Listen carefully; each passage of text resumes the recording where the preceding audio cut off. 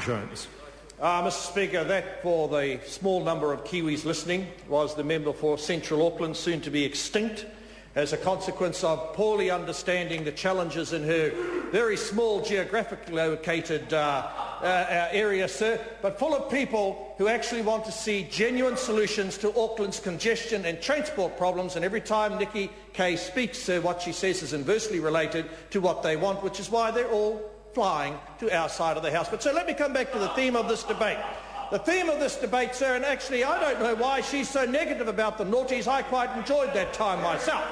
So that was a time where the Helen Clark government maintained an inordinate amount of expenditure in key areas to do with social assets, revived, sir, the prospects of the roading system, introduced, sir, the hypothecation, put it into law, something that that party was incapable of doing during those bleak times of Bill English, sir, and Jim Bolger, who now earns his living perversely enough working with my own tribe, the Ngāpuhi. If, however, sir, he can pull a rabbit out of the hat, unlike Hone Harawiru, who seems to be sending Ngāpuhi further and further into the wilderness, quite apart from the Māori party, who are killing off the kohanga reo, but that's another matter, sir, because what I want to talk about, which is what Kiwis are interested, sir, is growth and jobs.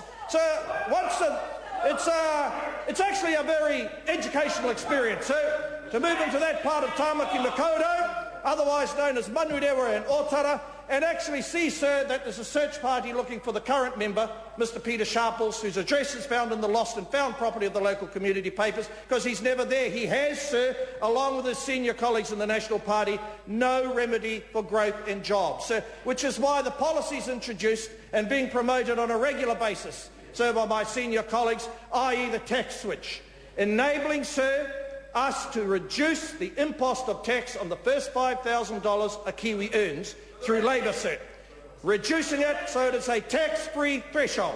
Now, sir, why is that good? That's good, sir, because it reduces the administrative burden.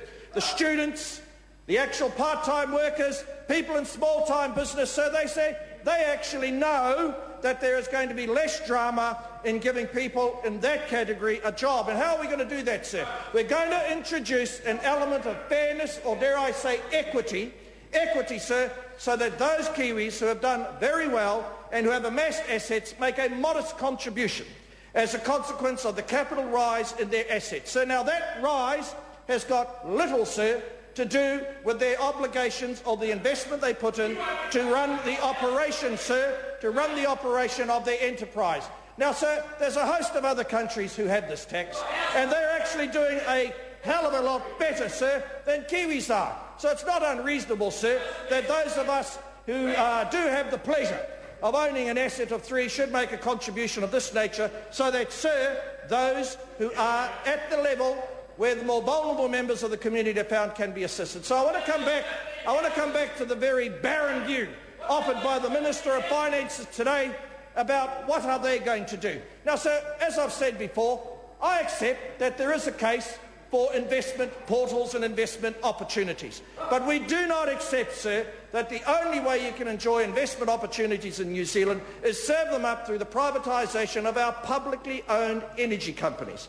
So, sir, they will be surrendered not to mums and dads, not to the sort of Kiwis who are enjoying the opportunity to put a bit of investment, sir. It will be surrendered to foreign investors. And so that's a very good public policy issue and an item of intense public interest. At what point, sir, are we going to stop worsening the tide of discontent associated with our current account deficit? At what point, sir, are we going to say, let's use these assets and harness their development capacity to transform our own economy?